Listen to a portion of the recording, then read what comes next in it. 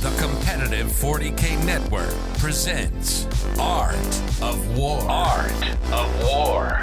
Strategy and tactics. Discussions with the best players on the planet. Now your host, Nick Nanavati. Hey everybody, welcome back to another exciting episode of the Art of War podcast. I'm your host, Nick Nanavati, and this week we have a very special guest and different type of episode.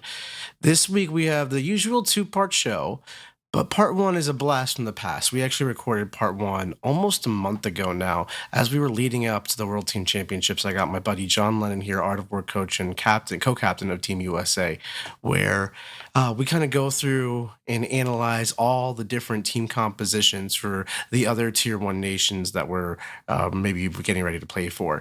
So we go through, we kind of analyze the attackers, defenders, the blunters, what the different roles are, and why they're making the choices that they're doing in detail. And then in part two of this conversation, John and I actually just recorded this earlier this week, almost a month later after part one. And that's going to be available for our patrons. That is on AOW40k.com, which is our Patreon. In that part two, we have come back from the World Team Championships almost a month later, and we are fresh off of a brutal, grueling tournament. I won't put the spoilers out there, but it's been an epic run.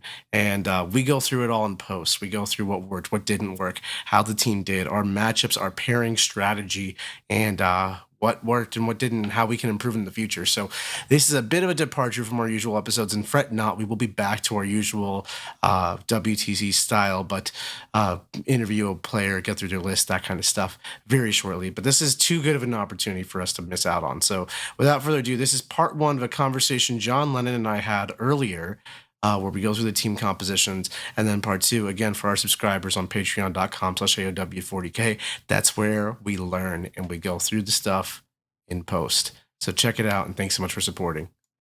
Today, I'm joined by the one and only Nick Nanavati as we are discussing the World Team Championships of Warhammer.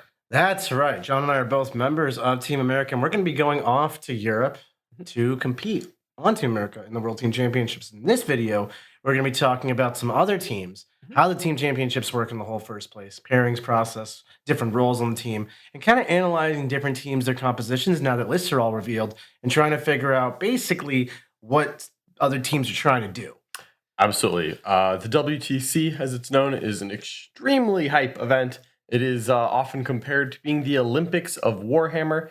It is by far the most difficult event I have ever attended twice. I've been lucky enough to have been on the team twice for WTC. Nick, you're a veteran of the old ETC, which is basically pre-COVID WTC. Yeah, basically, before they introduced the whole world, it was mostly a European event. Now we got teams representing from all the kinds of different countries and continents. It's amazing to see the hobby grow like that. Yeah, absolutely. Yeah. So really exciting time. So this is a team event. If you've been keeping up with teams in the Worm, you would likely have seen some of the teams content we've produced. If not, make sure you check it out. We do things like talk about team comps, pairings, how to construct a matrix. If you want really deep dives on those, make sure you go back to those videos by just looking at all the teams videos. There's a whole playlist on the Worm. But you want to give a bit of a quick recap on kind of how this works? Yeah, of course. For those of you who may not be so familiar with teams, this is a brief rundown on how it works. Basically, for the World Team Championships, you're going to have teams of 8 players, and each player will have a different faction. So you can't repeat Space Marines, even if they're different chapters, things like that.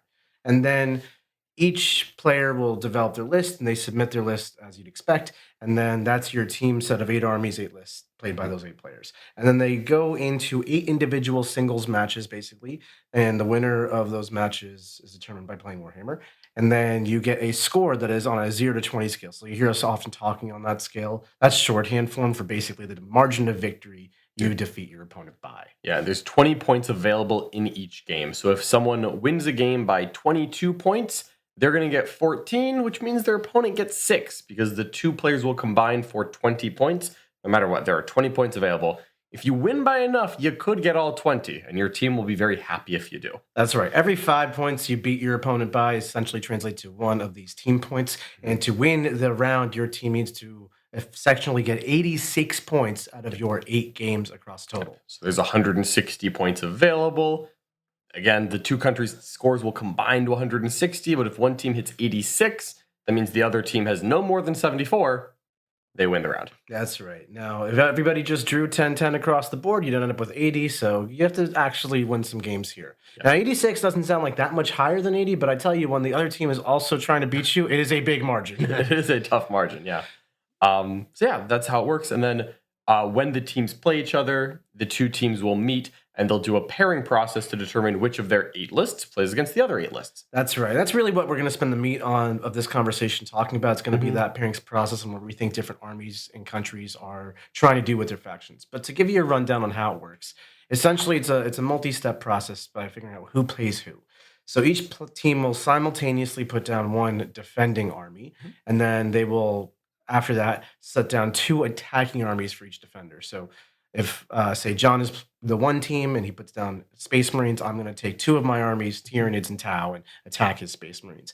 And then John, as the defender, can choose which out of Tau and Tyranids he wants to play with his Space Marines and on what table. That's the benefit of defending. So there's a lot of strategy, like sometimes Tau as first defender to pick the open board is really strong. Maybe you'll see Blood Angels pick the super closed off ruin heavy table where you can't shoot anything. Yeah. They get a lot better. And that's because the defender gets to choose the table for the matchup, which is quite important. That's right. And of course, this will be done simultaneously. Nick and I will both put down a defender at the same time, and we'll both attack it at the same time. And this is normally played with cards. So you'll have a card face down. Your opponent, when you both have your cards ready, you'll flip them at the same time. Yeah, the cards are just used to represent in simultaneous fashion. Absolutely. And then beyond that, you just kind of repeat this process until you're left with the final 4 armies. That's after the first 2 rounds of defending and attacking have gone through. And then you basically do the scrum process, which is the same. Both teams put down 1 defender. Both teams attack that defender. And the way it works is the final person, the person who's just still left out in the batch for both teams, they go play on the 8th board. Yep. The defenders choose their respective opponents, and then they play. And then the final match is the rejected attackers. Exactly. So there's a lot of interplay within the scrum, but we're not going to get too deep into all that today. Again, if you want to check out that really deep in the details, make sure you check out some of the pairings strategy sessions we've done in the War Room already. What this ultimately means is when you're designing a team, it's a lot different from singles, and you are not just trying to identify the best arbitrarily 8 lists in the game. Yeah. You're trying to figure out a team that is cohesive and works together. So you cover each other's weaknesses. Every army's got a bad matchup. Some armies have good matchups. You also need to figure out who are your, in essence, people who are trying to take the hard matchups, play against those best factions, and keep it as tight as they can, even play for a loss. If it's a close loss, that's totally reasonable. And then trying to line up those big, heavy hitter armies to get huge wins to really boost up that differential to hit that 86-point margin. Yep, absolutely. All right, so do you want to kind of start by going into and talking about a team? Yeah, let's talk about real teams. All right, so let's do it. We're going to start off here with Team Poland. So Team Poland is they're the highest on the totem pole. They're the defending champs. I don't think there's any team who is going to WTC with a dream of winning who has not thought about how they're going to get past Poland. That's true. They're the most winning team in WTC history. They bested America many times, although not every times. And they're definitely one of the top teams to beat here. I honestly thought it was Germany. I'm not sure. I'll ask them when we get there. I thought it was Poland. Germany and Poland both have dominating records at WTC over the years. Both higher than us if you look across the history, but we're looking to even that as much as possible this year. So let's talk about the actual comp for Team Poland. They have Space Wolves. This is a Stormlance detachment that is heavy on the Thundercat. Yeah, like max Wolf Jail. Absolutely, just the full Wolf Jail. They have Chaos Space Marines. This is a Renegade Raiders list. And a shooting heavy oriented one with triple indicator, Abaddon. Triple Predator, Abaddon, Hellbrute combo. It's got the Abaddon Castle times 10. Yeah, they even have a Hellbrute. I will say I have recently been shot by this list. It does do that. It shoots. It shoots? John, didn't come out unfazed. So many games trying to make the package work. Yeah. Well, I'm excited. Maybe this is the answer. Yeah. Next is Adeptus Custodes, making their way into WTC despite rumors about their demise. That Venatari change, some of those recent changes apparently were enough, but this is a multiple Caladius, multiple Warden Brick with a couple Venatari units. Pretty balanced color. Yeah, taking just the greatest hits of Custodes with the new stuff. Yeah. Then we've got the classic Bringers of Flame Sisters. Almost every country, not every country, but almost every country has brought Bringers of Flame Sisters. So that's just a solid build in the meta right now. Absolutely. Then we have Necrons. They've actually gone for the Awakened Dynasty, which is the Index detachment. And they've got a very interesting list. They've got a big Wraith unit. They've got a lot of destroyers. It's quite an unusual list. I'd say it's one of a kind, as quite a few of these Polish lists are. Yeah, one of the interesting things about teams is there's a lot of unexpected value you get because your opponents have to accurately predict what score they're going to get Mhm. into it, and that's part of the pairings process. You want to know what your expected results are of each matchup. So having unorthodox lists and things that are not meta, as many of the lists are on Poland, makes it very challenging to accurately predict what you're going to get into that thing, and leads you to making pairings mistakes. Absolutely. So that's that element of the unknown. Even if you're preparing for this event like we are, well, there's 40 teams there, Yeah. and so if we're preparing and I say, all right, let me get a practice game against Necrons. Well, there's like one Awakened Dynasty. There's a couple Hypercrypt, like mostly Hypercrypt. Yeah, it's mostly And hypercrypt. it may be difficult for me as a player to get 5 Necron games in preparation Right. between me submitting my list and me traveling. And I may playing not- against every other army. Yeah, exactly, also. right? Maybe Yeah. I could get 5 Necron games, but then I wouldn't get a Space Wolf game. Yeah. And so if you have a team like Poland where a lot of their lists are a little less than conventional, I would say of their 8 lists, only 3 are actually what I would consider to be somewhat conventional. And I think the top teams generally do leverage this as a strategy. You will Mhm. often see them playing off meta stuff that on the surface level looks like, what are they doing? But they're Yeah. top teams for a reason. Yeah. Poland looking like they're making bad decisions means they're probably still right, and you need to reevaluate. Yeah. Adamek up next. One of the very few Adamek. They're doing the Skitarii Hunter cohort with just almost as many of those flying Taraxes you can take. I think It's they like have 40. 45 Oh. of the bats. And they also have 6 Laz chickens and 6 of the Sidonian Dragoons. I think only 3. Only 3? Okay. So Yeah, it's it's still, less than that. still a decent amount of Walker beef, Mhm. along with a bunch of infantry and flying infantry and large bases. This is Scores Moog very well. Score City. Yeah. Thousand Suns. Thousand Suns, your typical Thousand Suns build with Rubrics and Magnus, the beast. Yeah, toss in a Mutilith, why not? And then finally, Grey Knights. Yeah, Grey Knights, interestingly here, is not going for the pure Dread Knight version.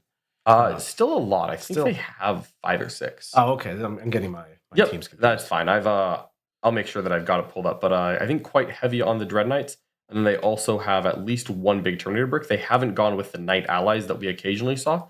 Mhm. We always referred to that list as the German War Machine, because that's where you Yes. saw it first. But they do, in fact, have 6 Dread Knights, 3 Okay. Grandmasters, Stay 3 Dread corrected, Knights. yeah. That's all right. That's what I'm here for. And they do also have just a couple Terminators. They've got 5 Terminators, 5 Strikes, 5 Interceptors, a couple characters hanging out as well. Nice. Okay, so let's try to dissect this. And just Yeah. for a recap, we've got Space Wolves with Thunderwolf Jail. Mhm. We've got Abaddon and the Shooting Castle and Renegade Gators. Yep. We've got Balanced Custodes, Mhm. Bringers of Flame Sisters, Yeah. Awakened Dynasty, kind of weird. Kind of weird Necrons. crimes, yeah. Admech, like just scoring Admech. Mhm. Thousand Suns normal stuff, and Grey Knights, 6 Dread Knights. Yes. So some of these lists I think are, and Poland always seems to have very specific roles in mind. It's just, Yeah. we don't always know what they are until That's part of the afterwards. challenge. Just looking down the line, Stormlance is traditionally seen as very good into shooting armies. If you're trying to shoot the Stormlance and they are sprinting at you faster than you thought possible, Yeah. they might connect with your guns, especially if it goes first. It's a very scary proposition. It's also got reactive moves and blood surge, which is a dangerous Mhm. combination, which makes it very hard Yep. to damage by committee the Thunderwolves. And most Yeah. armies don't have an activation that just picks it up. 1 CP -1 to hit and wound in shooting Yeah. means if you've got one big activation and they just put down that stratagem, That sucks. that sucks. Yeah. Yeah. That's hard.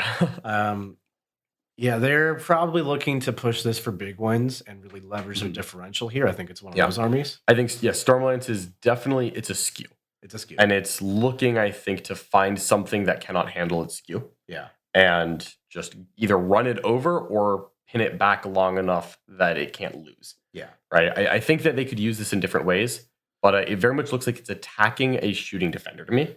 And it's Mhm. just like, hey, if you accept this, there's a 50% chance that you start the game in combat with Thunderwolves. No, what's Does a interesting? Tau player want that? Well, no, I mean it's a real Like- thing. If it's going second versus army is Yeah. horrifying. But what's interesting is the attacker doesn't get to choose board, and an early defender can choose pretty much any table they want. Mhm. The Space Wolves don't have infantry for the most part. I mean, 18. Yeah, they've got, like, they have some. but They have some infantry, but they do have like 21 Thunderwolf 60 mil base models, and that's the defining feature of the list. So that needs avenues to maneuver effectively, and they hate bottleneck choke points.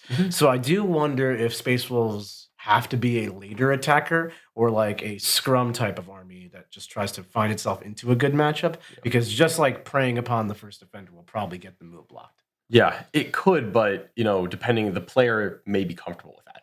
And they may be saying, well, it's all right if you try to move block me, I'll use my once per game Blood Surge. Yeah. Because if you move block me, I'll reactive move close enough that I could then Blood Surge into you.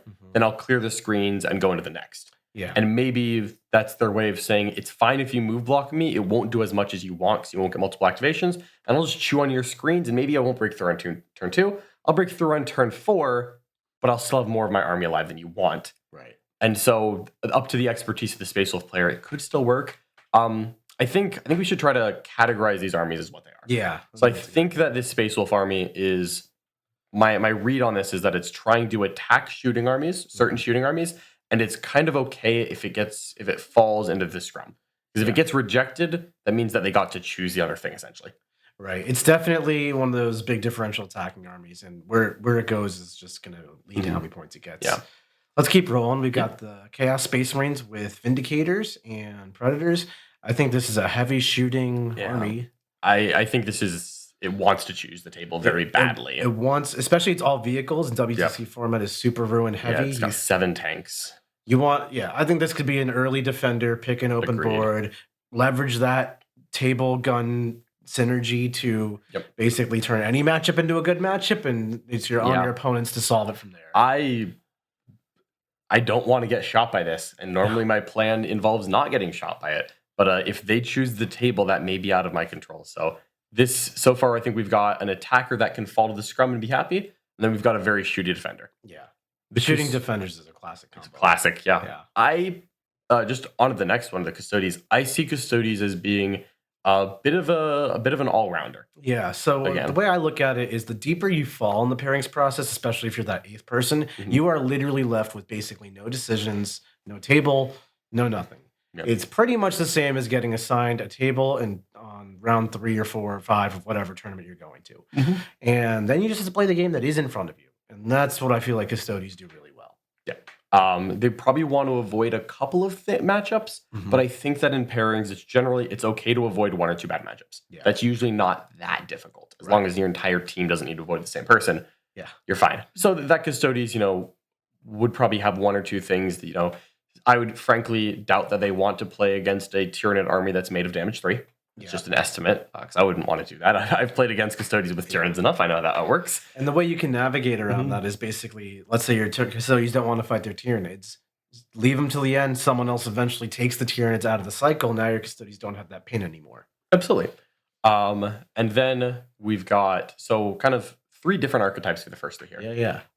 Sisters. Their sisters list is a little bit different than yours because they have 6 Paragon War suits, but still no more of Vol. Yeah, which I think is very fascinating. They're the only country, to my knowledge, that took Paragons, didn't take Vol.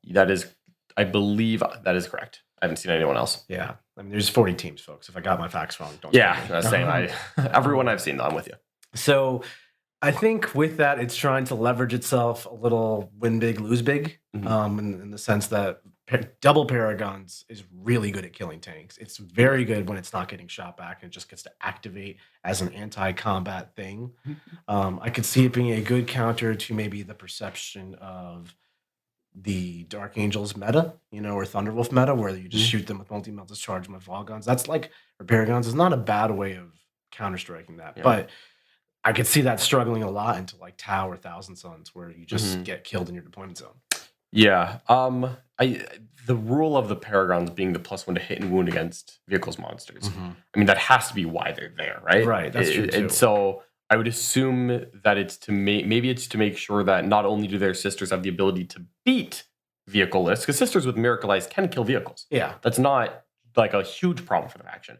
Maybe though, this is about killing them harder. Yeah, this is win harder. This is win more. Yeah. This is, we're going to get into the vehicles monsters with our sisters because we think there will be enough that we can do it. Once we get there, we don't want to get a 13 or a 14 on the way. We want to get the 16, the 18. We want big points out of this list To me, that's what the Paragons are doing different from a normal Sisters list. That's a great point. I think it'll segue nicely into our next army, which is the Necrons. Necrons, specifically Hypercrypt. This is Awakened Dynasty. The Hypercrypt is a popular archetype, and it's a great blunter because it's so hard to like stop it from scoring 1,000,000 points. And if the game ends 90 to 100, it's functionally a 9-11. Like, it doesn't matter that you might have technically won. It's basically a draw from a team perspective. And I think the extra Paragons can really punish the tan and push that to more of a win. Potentially, that could definitely be one of the matchups we're looking at. Historically, Poland has had a very good read on what the other European countries are doing. Yeah, that's and true. So it's a thing I've noticed at both years I've gone and just talking to them and watching them. They normally have good ways to counter the other good European teams. Yeah. That's why it's World Team Championships now. Yeah. So I think that's what they're doing with the Sisters. I think they're trying to be a little more aggressive than normal Sisters. And trying to, not to say the Sisters can't be aggressive. I know you personally have your own preferences, but plenty of people play them aggressively. Oh, yeah. But if you're going to play them aggressively, those Paragons will help the vehicle matchups get even better. And if you want big wins from someone, that could be a place they're looking. Nice. So moving through, we've got Necrons, Awakened Dynasty. Now, this is just like another weird list. I really am not sure what it's trying to do. Yeah. To me, it looks like an attempt at a singles list, which I'm sure a great player playing it will use the different tools in it to leverage its skills into a win. But I don't see it as particularly praying or trying to get a specific matchup. Yeah, I think that both of these next two armies, both the Necrons and the Admech, are in very different ways trying to do similar things of being difficult to score on. Yeah. Because with this Necron list, it's very hard to kill things in one activation. It has the toughest Wraith unit imaginable, which is 6 Wraiths with a Technomancer, with 2 Crypto Thralls, with an enhancement to give them stealth, reanimating when you hit them. Yeah.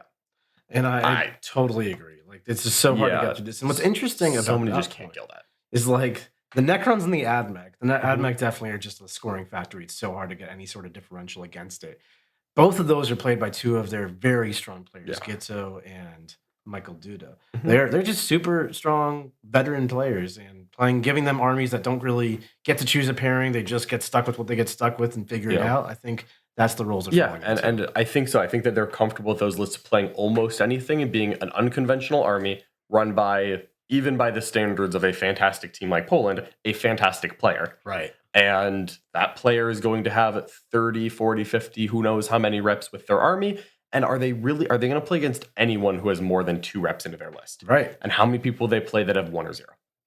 No, I think those factors matter a lot. I think they're trusting those players to not blow people out necessarily, but to get wins. And I think that's really interesting, putting your strongest players on not the go kill them armies, but rather the go blunt their whatever armies. Yeah. It's an interesting way to look at it. Yeah. There's interesting tech in both of these lists.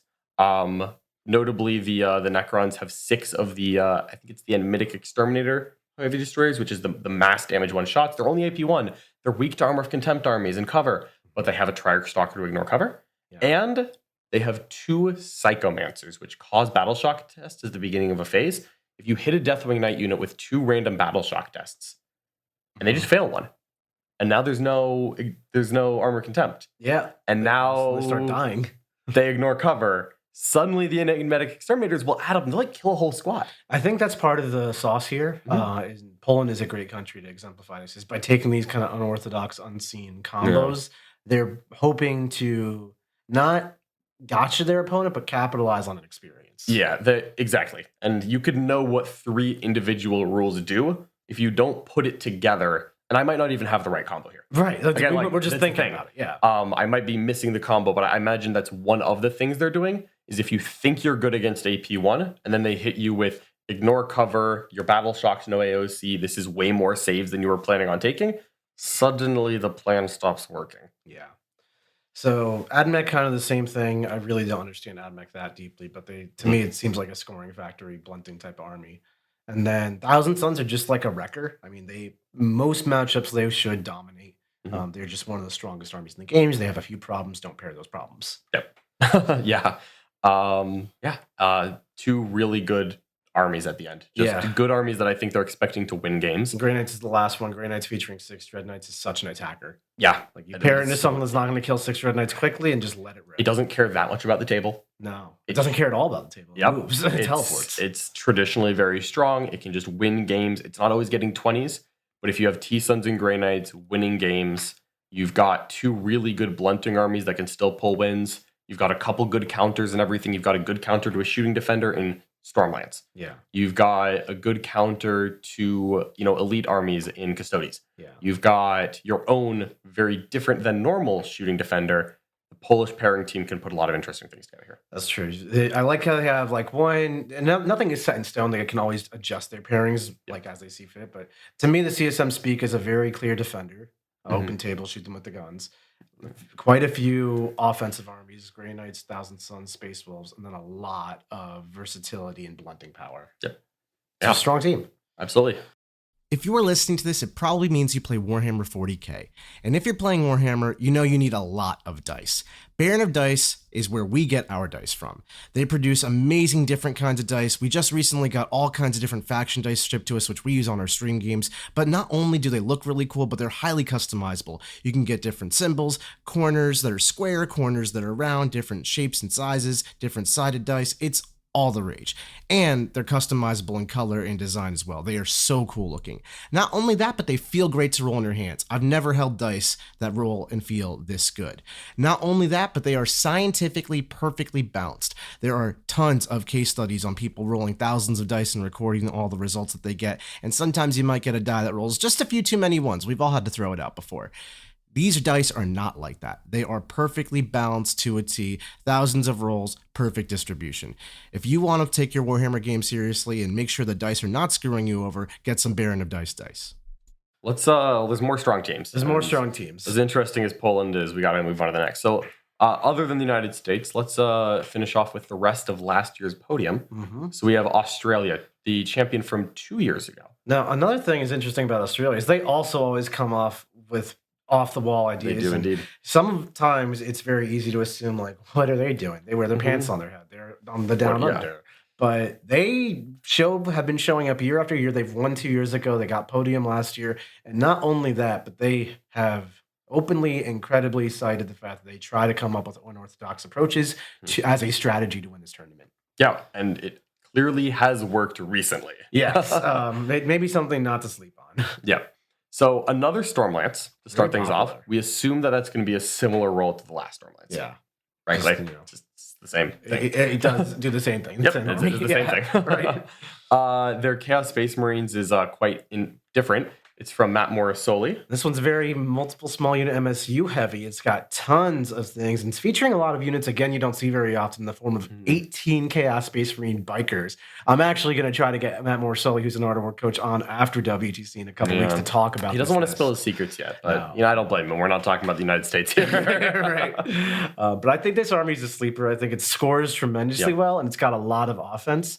He's got multiple squads of Legionnaires and 3 squads of Rubrics, all of which reroll wounds against their targets on objectives. And then you have the veterans of the Renegade Ranger Strat to reroll wounds on objectives.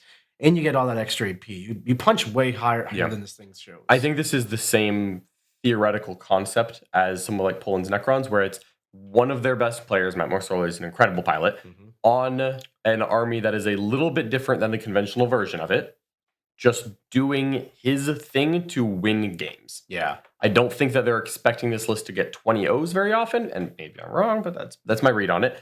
But if Morrisoli plays against another country's very good player, and he can just take one of their best players and he can win the game. Yeah. That's enough. Take out one of the opponent's best pieces, go positive on it. That's great. That's cute. And I think this is a great army to do that with the bikes in particular, and the way the moving after fighting strat works that Renegade Raiders have access to. It opens up tons of potential to just outplay people in the moment, even at this caliber. Yeah. And if you can outplay people, that's a huge way to win. That's a way to do it. Yeah. So we've got Tau as the next one. Tau is Retaliation Cadre. This is the suit-heavy version, which is a little different than normal, but let's not pretend it doesn't still have a couple Riptides. It's still Tau. Still Tau. But just, 4 different units of crisis suits with some attached characters, including Farsight, 2 railgun broadsides, 2 Riptides, a bunch of crew talks and Kroot, and, still a couple stealth teams. There's still a lot of stuff in this. I think this is slightly less of a early defender than Town normally is. Right. I think it could be an early defender. It's Town, has guns, doesn't mind an open table. Yeah. But because it is instead focused on 3-inch deep strikes, suits getting close, fast moving stuff, it's not forced. And I think Australia really values the option to change on the fly. I think that's super spot on. If I look at this, it looks like another army that kind of does a lot of different things and can adapt to the situation. Like there's so much reserve manipulation. It's still got 2 Riptides, 2 Hammerheads. It's got the foundation of Tau. I don't think it has the Hammerheads. Oh, sorry. I thought you said Hammerheads. No. Broadsides. Broadsides, that's what it was. Yep. Railgun toting things. Yeah, railgun toting vehicle. That hurts. I get it. But point is, with the 3-inch away, the deep strikes, and the abilities of Retaliation Cadre, I think it's less of a defender. I think it's also less trying to just smash your face in. I think it's trying to just play Warhammer and leverage it into a winning Warhammer game, a lot like Matt Morsolli's. Yep. Their sisters, it's Bringers of Flame. It's Bringers of Flame. There's Dominions, Inimmolators, there's Castigators. Everyone's got one. There's Vol, there's Paragons. It's very good. Yeah. It is Bringers of Flame sisters. And Jeremy's one of their strong veteran players, too. I think this army is just a good player, good army. Let it rip. Yeah. Jeremy's actually their seasons player. Oh, yep. I'm so out of the loop here. Nope, you're all good. I read the list, not the names. Yeah. I think Bringers of Flame is just that detachment that is so universally acknowledged as good that the archetype is almost the same every time you see it. Yeah, you're not reinventing the wheel by taking Bringers. And we talked about how some armies are really good in a variety of situations. They are one of those factions. Yep, sisters. Yeah. Onto the Necrons. I think that they've actually gone for Canoptic Court.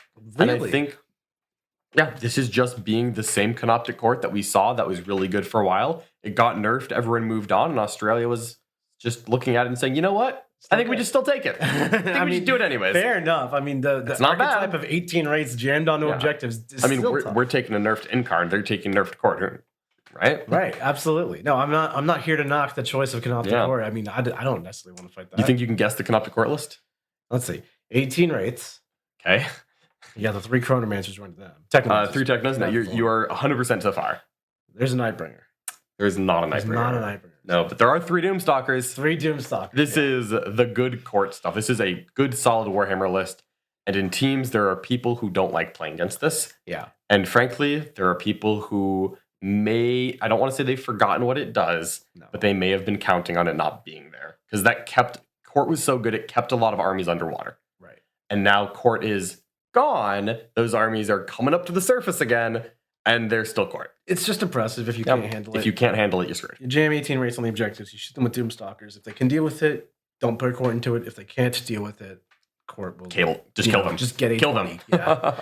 It's an interesting. That's definitely an attacking stylist. And just trying to leverage a matchup. They have a very unorthodox World Leaders list. 30 Red Butcher Terminators. 30 Terminators.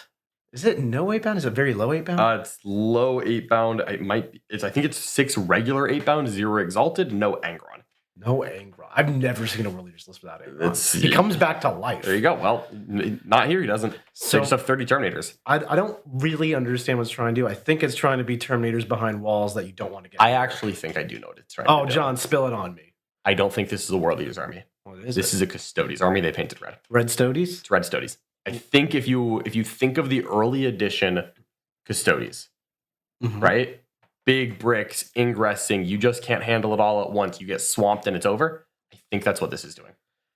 It can be very fast because you still have to measure around it like it might be move 7, advance, and charge. Yeah. There's going to be one of those bricks ingressing, I bet. Yeah. When you try to charge it, they can pop they can't pop fight first, but they can pop fight on death and a -1 damage. Does that sound familiar on the 3 wound, 2 up armor, save infantry that hit really hard? That does sound like it's unkillable. When you look at the data sheet for for the Terminator, and I fell victim to this too for about 3 minutes, it looks like they're not that good in combat because it's like 4 attacks at 5-2-1. And then you realize that their weapon, you can replace 8 out of the 10 weapons with Power Fists and Chain Fists. Yeah. And then their World Eater Power Fists and Chain Fists, they get the +1 attack and the +1 strength and the bang, bang, bang, bang, bang. They start playing the drums on your skull. Yeah, no, I can see it. I mean, I think it's old school Custodes. I think it's genuinely a defender type option, but it has the option to do lots of different things. But imagine you put this on a heavy board and literally no one wants to attack it. And if you slip up at all, you're playing world leaders. You get in combat, you get murdered. Yeah, and it has access to world leader tools instead of custodies tools. You're not quite the same data sheets, but you're not bad either. And I think it doesn't have to be a defender. I think, like you said, Australia loves flexibility. I just think it has the option for it, and it is a scary one. Agreed.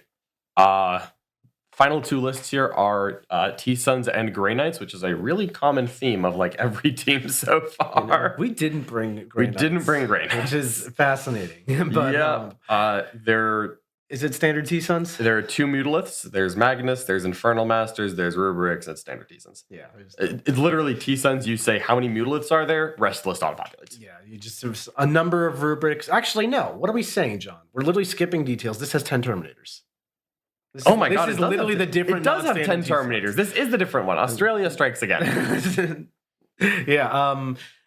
I will say when T-Suns came out in Index version in 10th edition, like broken Eldar GSC times, we were experimenting with Magnus 10 Terminators, some Rubric Marines, and I think because of points nerfs over time, we ended up moving away from it. I know Jack was hyped on it in the beginning. Yeah. But that part's gotten cheaper. Has that part gotten cheaper? The Terminators have gone down twice. Maybe it's back. I mean, it's definitely not standard. I know we literally glossed over it so hard that we thought it was standard. Yeah. The 10 Terminators is a detail you do not want to miss. Yeah. And they're -1 to wound all the time. You can 1 CP make their weapons into psi weapons, which automatically means that they're... I think it wins harder, loses harder, which is scary in T-Suns. It's hard to imagine T-Suns winning harder, but here we are. It's a good army right there. Yeah, that's something you're going to want to watch out for. One of the things that we're probably going to want to do is really pay attention to how this thing plays in the early rounds of the tournament. Agreed. So we're looking at it. We've got, and then finally Grey Knights, 6 Dread Knights, 5 Terminators with Drago, a couple Strike Teams, a couple Deck Marines. This is a 6 Dread Knight version that did not go for Night Allies and instead went for Grey Knight support. Totally fine. Obviously very good. Yeah. So we've got, for attackers that really slam, we've got the Space Wolves, we've got the T-Suns, we've got the Grey Knights. I think they have a much less obvious first defender than some. Yeah, I can't tell you who's first defending with any certainty here. No. I could see it being the World Leaders. I could see it being the Sisters. I could see it being the Tau. Yeah, I could see it being CSM even. I think CSM will probably be fall to the Scrum type army just to play matchups. Yeah. Same with the Necrons, just play some matchups. Mm-hmm. I could even see Court defending. I feel like Court's got too many problems to first defend, but maybe they don't. That's team dependent. Of course. Yeah. It's a very interesting comp. Usually you have more definition in your roles. Like it's pretty easy to figure out who the first defender, or at least first of 2 defenders will be, one of them. And then beyond that, you can identify who the big attackers are, which we can do here. But after that, there's like 4 or 5 armies out of the team of 8 that I really feel like are super flexible. I like that a lot. I do as well. Let's move on to the next. Next up is Team Germany. Another team that has historically done very well at WTC, and a team that we've had the pleasure of facing off with every year that I've went. The Germans always have good lists. They also always play, again, unorthodox 40k. The top teams usually are pretty good at that. And you know what? I feel like the other top teams are saying that about our list. Potentially, yeah, I bet they are. Yeah. Necrons, complete opposite direction, lots of Catan. 4 Catan, in fact, in the German Necron list. Too. Hypercrypt. So we've seen 3 different types of Necrons. Yes. Yeah, we've gone through Hypercrypt, Awakened Dynasty, and Canoptic Court. And to me, Hypercrypt is definitely the most blunty. Yep. The most, I'm just going to get attacked. It's just going to score points. Yeah. And the Catan, if you don't, and again, the 2 roles. If you cannot deal with Catan, it runs you over. If you can kind of deal with Catan, they play Respectful Scory Warhammer. They score 85 plus points. They see what you get. You probably didn't get 100, and you can't really beat this list by much ever. Yeah, you might lose the game in singles, but in the context of teams, it's more or less a draw, and that's perfectly fine into their strongest lists. And then if they find a good place to put it, it could get a big win. Yeah. And then they've got an interesting Chaos Knight army here. Yeah. It's an Atropos, all dogs, no demon allies. What do you think this is doing, John? I think this is a very focused piece. It can play conservatively and try to lose slowly, or conservatively and wait for the right moment, but I think it's looking for matchups. It's looking to kill. I don't know exactly what matchups it's looking for. I imagine that if I were to ask the German pairing team afterwards, that we disagree over what matchups are best for Chaos Knights, or because we obviously didn't take them. Yeah. I didn't think that there were enough good matchups to take Chaos Knights in this role, even though it's an army I'm fond of. However, I can only imagine that a list like this without the demon allies, it's not as good at passive scoring. Mhm. And that means it's waiting for something. It's looking for something. I think this is an attacker that is looking for specific matchups that it believes it's good into. Yeah, it's hard also with Chaos Knights. You can obviously identify lists that are not good at killing vehicles, but we're talking in the World Team Championships. When I'm looking at these lists, like almost everybody has a plan to handle like knights running at you. Yeah, I maybe it's trying to be a pairings weapon Yeah. where it's trying to kind of cover for other armies, where maybe you can't afford to use all of your anti-tank stuff on the Tyranids. If you put the anti-tank into the Tyranids will just play passive and just score later. Yeah. And then the Chaos Knights are running rampant over something else. Mhm. And so you save, and that frees up another army's pairings. It's also dangerous. Like I It know is. as the opposition of potential Chaos Knights, a lot of our team is like squirrely. Yeah, it's like, Very if uncertain. the Chaos Knights go first and they have one turn of a couple extra 5s, suddenly you're screwed. Yeah, No one wants that to happen. Yeah, you ask somebody to matrix a Chaos Knight game, and they say, "Who's going first? What mission is it? What deployment is it?" I'm like, that's too many questions. Yeah, right now. Votan, a very traditionally good shooting army. They've put a little bit of a twist on it from what we've seen previously because they have 2 10-strong unit of Berserks in land force. Pretty combat heavy. Pretty combat heavy, good into other melee armies because they have a fight on death on the datasheet. I think they recognize Votan as a naturally good shooting army and can play an honest game against another shooting army. Yeah. Dominates combat armies is kind of the weakness, so We'll shoring that up. Yeah, we'll see Votan against later. I see Votan as a good, honest 40k army. They Yeah. can defend early. Mhm. This is an army that doesn't have to, but it could be an early defender, I think. I think this is just a flexible army that can play against virtually anything. If they first defended, I would not be surprised. Yeah, We'll me either. see if that is what bears out. We've got Tyranids. What do love spawn of Tyranids. Tyranids is this? So I think this is Invasion Fleet. Invasion. And I believe that they're using Tyranids in some that way that we've discussed in the past with like Matt Morsoli and Poland's Necrons, where it's a faction specialist playing the army. It's not the type of Tyranids you're seeing the most right now. Vanguard is the most common Tyranids at the event right now, but he's taking it, he's playing it very well. And it's not old one-eye brick, it's just good monster mash. There's Exocrines, there's Maleceptors, there's a Walking It's a lot Hive like what you Tyrant. do. There's 2, it is, just without that Carnifex unit. Yeah. Instead, there's 40 Hormigons, 2 squads of 20, which are very good move blocking because they can advance and charge, or they can just advance and stand there. Be a much cheaper gargoyle. I if could you see need to this do being that. a defender also. I like defending Tyranids. I would not be shocked if Tyranids defended at some point. First defending Tyranids is a classic art of war move. And it really is. And I got to say, the pilot of this is Caillou, who used to be the captain of Team Very Germany. strong I think he pilot. took a little bit of time off, but he's back in the saddle, and he is known to be a very good pilot. He actually took Tyranids when they were considered a little underpowered to the World Championships of Warhammer this Man's past dedicated. November. And he did very well with them. As long as I've known Caillou, which is like over a decade, he's always played Tyranids. Good for him. Yeah. I respect that. Yeah. I would guess that some people are going to pair against this army, and they're going to realize that their practice wasn't helpful because Caillou is the best Tyranid player they've ever played against. Yeah. And for real. Tyranids is an army that scales very well with the pilot. I'd be happy to play Caillou. I play against you all the time, John. I would love to test out the skill. If you go lose to Caillou and come back and say he's better than me, I'm going to cry. I wouldn't. But it could happen. I wouldn't do that. It could happen. So then we've got Thousand Suns. Now I Yep. believe this is standard Thousand Suns. No mutiliths. No mutalisks. No mutiliths. So, One of the few 0 mutiliths. no Terminators also. I believe there are no Terminators, but I can double check this. This is Arn, who I've had the pleasure of playing in the past. A very good player. I would love to run him back. Also a war member. Also, I remember.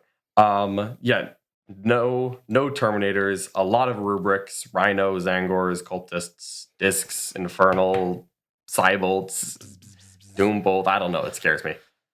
Very good T-Suns. We're seeing this everywhere. Yeah, I mean, we can talk about the intricacies of the wizarding and what the differences. I can't. Okay, we can't. I can't. We cannot talk about the differences between one mutalith and two. I'll and take zero. too much psychic damage, and I'll have a feeling pain against it. They shoot you with doom bolts and weapons that ignore line of sight and armor saves and all the rules. And to they 40K. ignore Watchers in the Dark. Yeah, and John's not happy about that. I'm not. Grey Knights though, Only 2 Dread Knights in this list. so more balance. Lots Grey Knights. more Terminators, couple Librarians as well for some more wound output. This is a little bit more of a play the game type of Grey Knights. This I find is like a 10 machine. I played against Grey Yep. Knights a lot. The Terminator heavy builds in teams. It's like so hard not to get a 10. Very similar to Hypercrypt, where it can just basically 10 anything, and if you mess up or you get the right pairing, you can push it harder. Absolutely. Sisters, can you guess the detachment? Believe it or not, we said all but one team brought Bringers of Flame. Of course, we're going to cover the one that didn't. Yep. This is Penitent Host, the only Penitent Host in the World Team Championships. Yep, 100%. And it's exactly what you'd expect. It's Repentia and Arcoflagellants. Yeah. Hitting you in the face with chain swords and flails. There is a Volgon brick, Yeah. which I think in this kind of list is mandatory, just to have that one big hitter in case there's a profile that you don't like for Repentia. You got to have the Volgon brick in this list, I think. I've tested Penitent Host extensively. I mean, extensively like 3 or 4 times, but I didn't love it after all the points hikes that the Codex brought. I actually tested it before playing Bringers of Flame much, so I didn't have context of this is the alternative. I was just looking for a good build. So I'm very surprised they stuck with it. Yeah.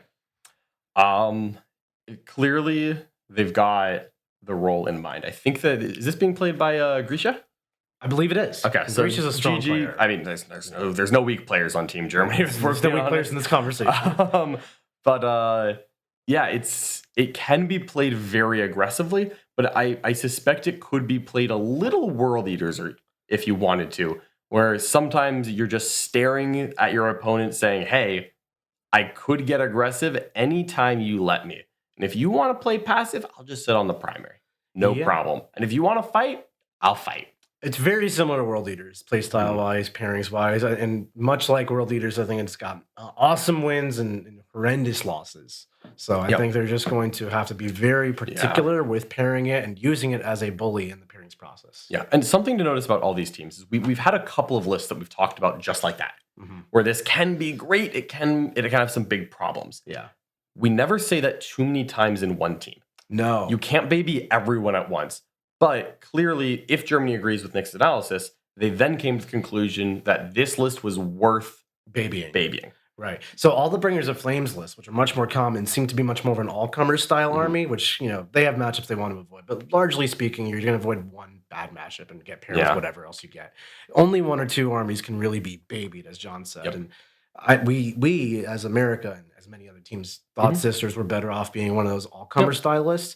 Germany's gone for a different direction. And also, it's because of the comp, right? We had other armies that we wanted to baby, and then we didn't want to add another one. Yeah, right. Like we brought World Eaters. Absolutely. Yeah. And, it also affects our Tyranid choice. I believe that Tyranid Vanguard needs to be babied, but Crusher doesn't. Right. No, that's totally true. And so I like Vanguard more if we don't have other things that are being babied. We did, so we made a choice around that. Same thing for Sisters. But they maybe looked at their comp and they said, man, we just have a bunch of really strong, solid lists. And maybe they thought that what Bringers had to be babied against was very different from what Chaos Knights had to be babied against. And as long as they don't have the same weakness, I think it can be okay. So let's just cover the last list and look at it as a whole. 100%. Dark Angels! Are these the same as your Dark Angels, John? No. Oh, what are they? They are a Dark Angel Gladius. They are bringing 15 Deathwing Knights. So it's not pretend it's entirely different. But they do have some different aspects. They don't have any Jump Pack Intercessors. They don't have any Eradicators. And instead, they have a second Inner Circle Companion unit, a second Judiciary to go with them, and 10 Hellblasters. So it's got 15 Terminators, 2 Inner Circle Bricks, and 10 Hellblasters. This is beef walking at you with one critical shooting unit. Yep. I will say, I think that this Dark Angel list is a little more focused on what it's doing than mine is. How so? Because it doesn't deal with vehicles nearly as well as mine does. The highest strength characteristic in this army, other than a singular las cannon hunter killer missile off the repulsor, is 8. So I view this with the lack of shooting. I mean, Hellblasters still shoot, don't get me wrong, but they are not the Eradicator brick plus other guns. They are limited in the anti-tank role. So this to me looks like it's just trying to melee brawl survive. Like survive shooting and just beat combat armies. Yeah, this list is designed to beat combat matchups even harder than mine is. I do wonder if Germany assumed or was under the assumption that more teams would bring Penitent Host because they were obviously thinking Penitent Host was good, and this seems like a great counter to Penitent Host. That's true, and it could be that they're countering their own builds, not realizing no one else noticed it. And Germany's a top team; I'm sure they'll be fine. They've got multiple roles. I bet. That's an interesting interplay action when you see one Penitent Host. And what's interesting is they didn't take Fire Discipline on that Hellblaster unit, so it doesn't have the lethal sustained 5s. Right. It has sustained 6s. Right. That's it. And all of their knights are swords. None of them are the anti-monster vehicle 4+. So they're all better at killing like dudes. Infantry. Yeah. The sustained is good enough into infantry. They don't have the lethal and the hellblasters for big stuff. They don't have the anti-monster That's big a stuff. very interesting change. That means that this Dark Angels list, is a little bit less well equipped to handle something like Chaos Knights than mine is. Right.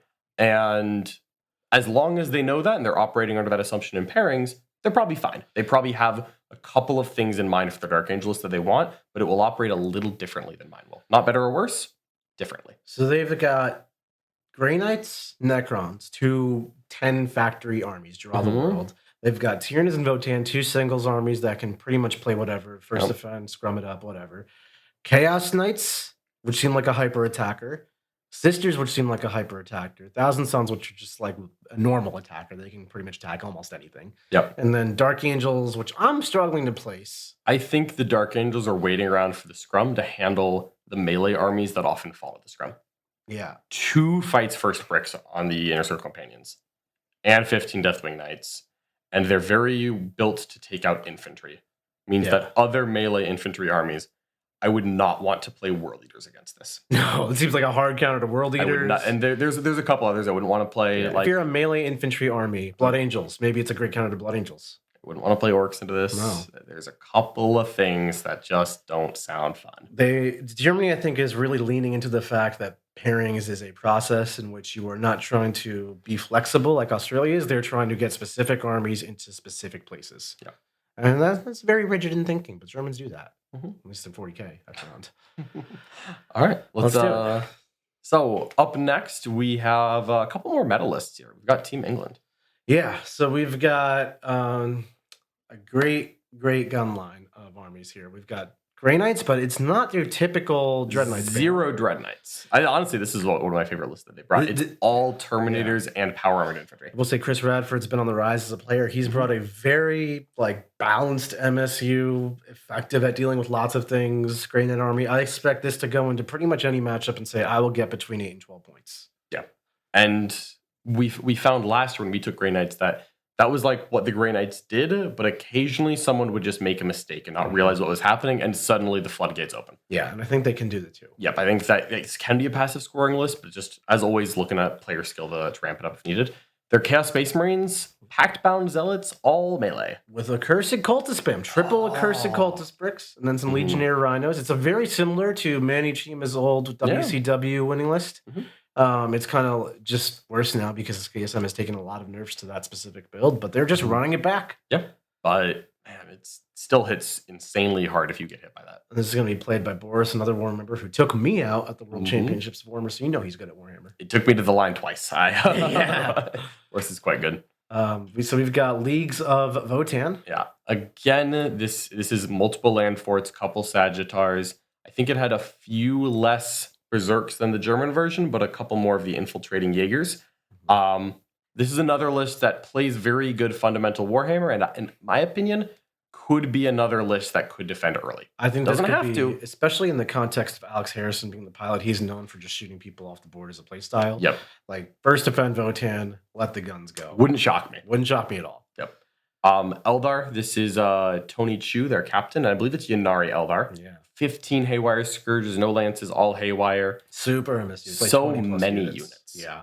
He's got 3x3 Reavers. He's got 3x5 Scourges. He's got Haywire, speed, move blocks for days. Yep. He's a phenomenal player. I expect him to just completely outmaneuver most people. Yep. You have to have an army that can catch all these little things and not fall victim to the move blocks. Yeah. Eldar, they're not bad yet. Again, still.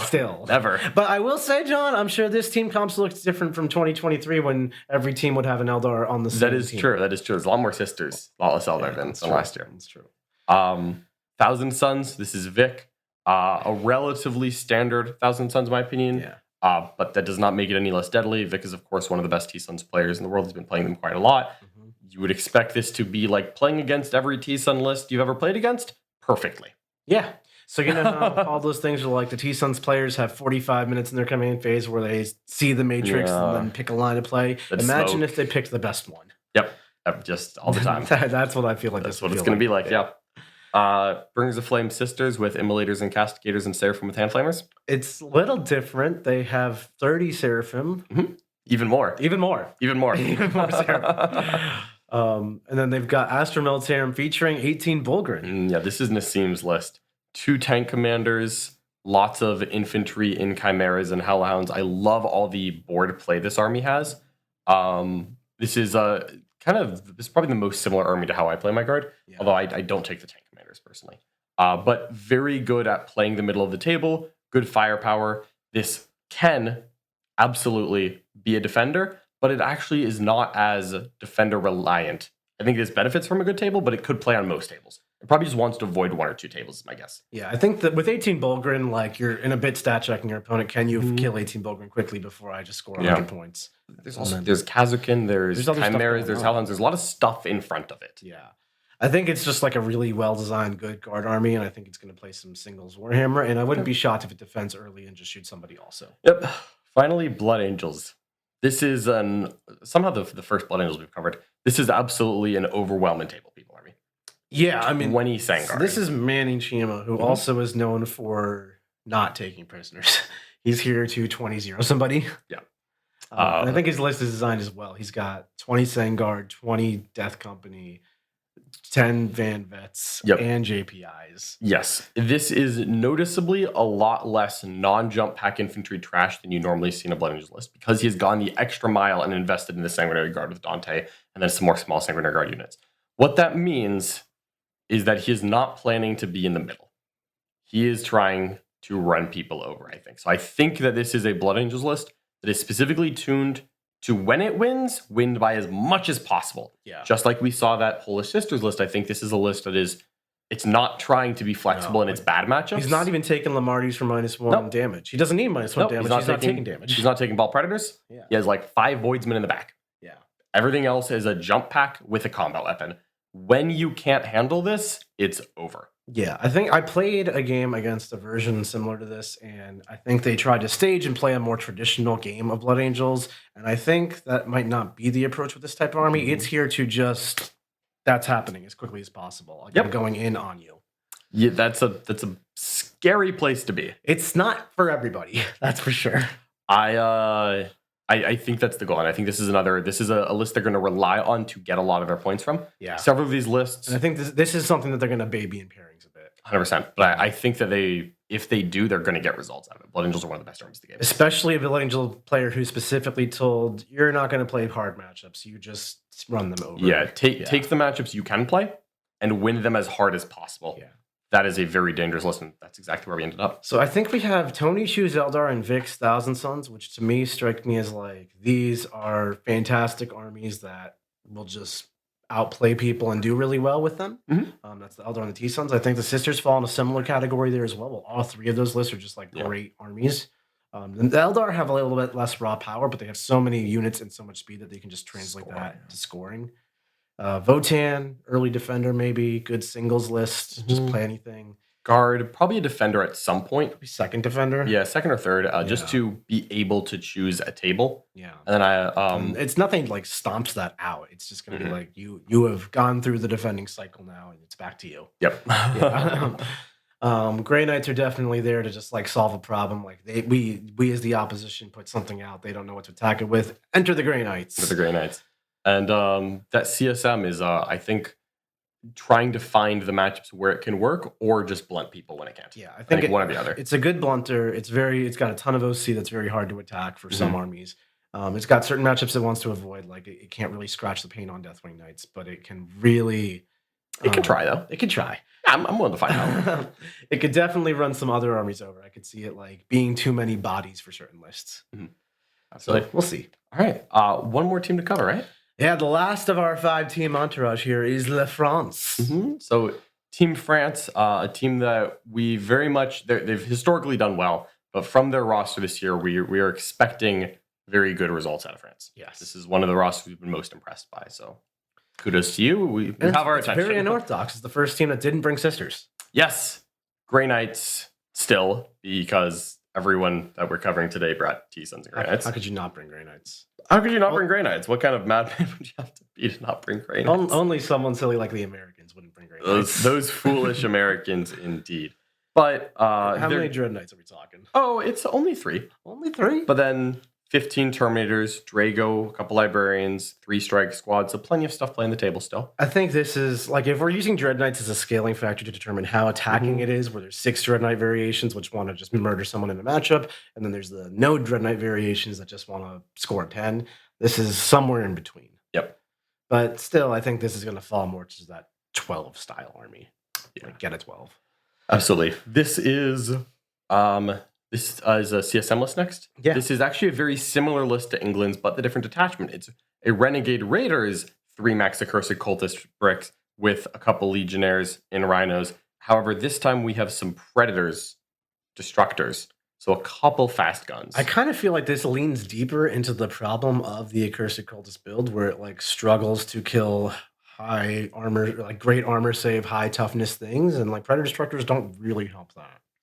Potentially, yeah. I'll admit this is a list which clearly Team France feels well about because the pilot of this list also plays Sisters. Yeah. Well, And they decided not to take Sisters and to take this. So that means it's really good. I'm sure it's really good. There's no one here is bringing bad armies. And then on top of that, Predators in Renegade Raiders do get an extra AP against infantry, get an extra AP against units on objectives. So I could start seeing it rip into like Deathwing Knights, as we said, as a problem. Don't say that. Accursed That would hurt. Cultists, you know. I don't want that. The flat 3 on that gun goes to damage 2. It can add up. It adds up. It adds up. Faster than I want, frankly. So that's definitely like semi concerning, but aside from that, it's not got great anti-tank. It's got like passable anti-tank. I think this is very similar to Boris's English build, where it's just like trying to find the right matchup and otherwise blunting. Yep. Let's talk about something that's one of a kind. Black Templars? Olivier's Black Templars. So Olivier is known for being a phenomenal general who plays off-the-wall Space Marine armies that are just not what anyone else is doing. Yeah. Other than that time he played Black Templar Iron Storm. I remember Olivier. I played that. Still, great Space Marine player who runs different than normal Space Marines. And when we say different than normal, we're talking 120 Black Templar Primaris Crusaders. Different. Only 100. Oh, only 100? Yeah, then 10 scouts and 8 bodies worth of characters. It is 118 bodies. Okay, yeah. And I've played against this. It takes exactly as long as you think to get through that. 6 up Feel No Pain is the vow that they will choose. I don't care if they're playing against T-Suns. They're taking the Feel No Pain vow. Yeah. No, not a doubt in my mind. One of the units has a 5 up Feel No Pain from an enhancement, thanks to a Castellan on the list. Then they have Grimaldus, who gives one of his units a 5 up Feel No Pain. It's one of his unit, a 5 up Feel No Pain if he wants to in the command phase. He could choose something else, but he'll sit in 5 up Feel No Pain as long as he needs to. They're OC2, they're battle line. They're on the objectives, they're hitting you with 5 attack chainswords. If you think you're good into chainswords, you have not encountered chainswords of this quantity before. And once you get hit by chainswords that are rerolling hits, lethal hits, sustained hits, and also maybe critical 5s. Yeah, it sounds... That's a lot more chainswords than you're used to. Absolutely horrific. I mean, like... 1, can you kill 100 Marine bodies? 2, can you kill 100 Marine bodies with WTC terrain? 3, can you do it before they've scored all their points and you have been off of the objectives because they're all OC2? And then 4, are you alive? There's 2 ways this game ends. Either you do handle the Templars in time, congratulations, you didn't get 20'd, and they were just alive on objectives for a while and you check the score at the end. Maybe you even won that game. It's possible. I'm willing to bet that more than half of his opponents aren't going to be in that category. But then there's going to be the people who didn't handle the Templars in time. They got 20'd. Yeah. They never held an objective outside of their deployment zone. They lost their deployment zone around turn 3 or 4, and the Black Templars scored 50 primary. Yeah, and probably most of the secondaries also. Well, you scored like, you stopped scoring on Stronghold on turn 2. And if you drew at turn 3, you didn't score it. Right. Extend battle lines on turn 1. Like, that's what you're hoping for. Yeah. You're not securing no man's land. You know that easy free one that everyone always does? You get that turn 1. After that, it's over. You're not going to deny that area. That's theirs. And forget getting behind them. Yeah, there's just too many. There's just too many. This is a wonderful stat check list that I think plays well into the meta right now. I think it's probably my favorite list of the tournament. Like if I was to rank them all, like teams are trying to be unorthodox, or trying to do relevant things, or also trying to be that snowflake because it helps pairings. It's a brave call, but I think it's going to pay off. I think it's going to be a great call. I think it was the correct one in hindsight. It's a great use of the Marine slot. There's so many good Marine options that not every team went that hard to look for a skew. Yeah. Because there was Blood Angels right there, and then if you dove deep, you found Dark Angels. Space Wolves. And if you went underground, you found 120 Black Templar bodies, and oh my god, it's too much. Well, it's good. He's definitely another one I'm probably going to try to talk to on the podcast. What a hero. I would love to find out about it. So then, enough harping about the Templars. So far, we've got Grey Knights, CSM Templars, and they've got Eldar. And this is a very standard build for like that kind of region. France, Belgium, they all brought very similar lists, but it's not very common here. They've gone for Super MSU with a big Harlequin brick and like featuring like Dark Reapers and Swooping Hawk Spiders, all that jazz. So a little bit more all over the place, but with a big combat center. Yeah. This is a list that we've seen on a couple countries. I'm guessing there's a little collaboration between Hugo, the French player, and potentially Liam VSL. But it's really good. It's a solid singles list, kind of in the same way that like Eldar reward high skill ceiling stuff with their maneuverability. Yeah. You put a good player on Eldar, you let him do the thing. It'll get you good results. You would expect Hugo to be one of the best Eldar players in the room, full of the best Eldar players in the world. Yeah, that's that level. And then we've got Ahriman. Just Ahriman. By Ahriman, I mean more Thousand Sons. Every team has Thousand Sons. This is the Thousand Sons version that has one Mutalith Vortex Beast and no Terminators, which means it fills the points with 1 billion characters and 20 rubrics and some cultists in the land. Did we mention every team brought Thousand Sons? Dear God, they're so good. They're so good. Necron Hypercrypt with a Monolith and Lich Guard. Another weird list that if you haven't played against it, it's going to mess you up. I genuinely think the Monolith is bad. I'm probably not the person who's qualified to say that. I don't play Necrons. Yeah. But... let them take the Monolith. Let them cook. It's still Hypercrypt. It's still a good army. And at the end of the day, Hypercrypt has just got a good points floor because they just zip around and score, and you cannot stop that. Yep. Yeah. And the ability to bring the Lich Guard or the Scorpec Brick through the Monolith and charge for 2 CP, wait the Lord made it cost 1 CP, bang, it can take people off guard. It plays very different than traditional Hypercrypt. So if you're unprepared for it, a hallmark of many of these WTC lists, you could get run over. We've got Astra Militarum featuring another 18 Bulgrin plus some tanks. Yep. This one has indirect. It has 2 Earthshakers. One is a platform, one is a Basilisk, and therefore it has less stuff that is pushing forward than Nassim's list. So less, it still has 18 Bulgrin. Still has 18 Bulgrin. Doesn't have the Hellhounds pushing up. Doesn't have the Khazarkin. Right. Does have some Scions. Still quite strong, but I think a little bit different. To my untrained eyes, a guard looks like guard. Yeah, it's quite. As a guard player, other than the 18 Bulgrin, it is different. They have Dorns instead of tank commanders, which I actually prefer the Dorns to the tank commanders.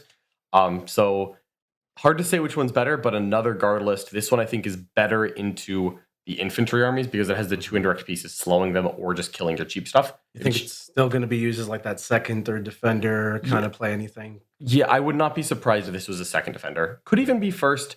There isn't an obvious traditional first defender here. No, if anything, it might just be the guard. It could be the guard. Yeah. Could be the guard. I don't think it has to be, though. And then lastly, they have Death Guard as well. Death Guard. And I think this is a bit of a dark horse here. No other team has brought Death Guard. I mean, we tested them extensively on Team America, especially earlier in the year when they were more meta as a choice. I think they've kind of fallen out of favor. Successive nerfs to some of their combos, and the Plague Marine data sheet just isn't what it used to be. I'm guessing this is a faction specialist. I'm not familiar with a player playing them, but my guess, because the list it's good Death Guard stuff, right? Well, it's all Flamer spam. I mean, good Death Guard stuff in the sense that it's Plague Marines and Rhinos with good characters attached, triple Plague Burst Crawler, triple Blow Drone. But then all the Plague Burst Crawlers and all the Blow Drones have Death Spitters on their side weapons, which means they're teched out of anti-tank those Tyranid Death Spitters. They really, they've got the Plague Spitters on the sides. They're teched out of anti-tank. And much like I think we saw a couple teams ago, a couple armies are Germany is teched purely for like anti-infantry melee. This seems like a great anti-infantry counter, like Flamer, anti-infantry 2+ galore. Yep. This German Death Guard, the German Dark Angels into the French Death Guard, that would be wild. Because that's a lot of anti-infantry Flamers and a lot of tough tanks. Yeah. Could be interesting. That would be kind of funny. I do think that it's a very skewed build. Like it just can't really play against tanks. That, and I'm willing to bet that when you play against it, you could, because almost everyone has Death Guard reps. It's a relatively popular army. Yeah. But if it's the best Death Guard player you've played against, it's a little more anti-infantry than you're used to, could cause a problem you weren't expecting. So just like recapping it, we've got like normal draw-ish Grey Knights. Maybe they have more Dread Knights, so things can get hairier a little faster. Then we've got CSM with Renegade Raider Renegade Raider, a Cursed Cultist Spam, which I think is I'm not sure what it's trying to do. Then we've got the Broken Templars. Yeah, it's one or two more skews than normal, I think. Yeah. Eldar, Just like great. this singles good lists, Thousand Sun singles good list. We've got Defender, Blunter, not Defender, but Blunter, Hypercrypt. Probably Guard, Blunter. I can't see the Guard getting blown out. So we've got 3 blunting armies. Yeah. And then we've got skew-specific Death Guard. And skew-specific Templars, and a kind of skewy CSM list. Yeah. So I think the skew-specific Templars can beat most things, though. That's true, but yeah. I think if you theoretically had the right thing to kill the Templars, you could blow them out. It's just most armies don't. I wonder if the Death Guard list, kind of similar to Germany, is a counter to, they're probably going to bring 100 Black Templars themselves. Yeah.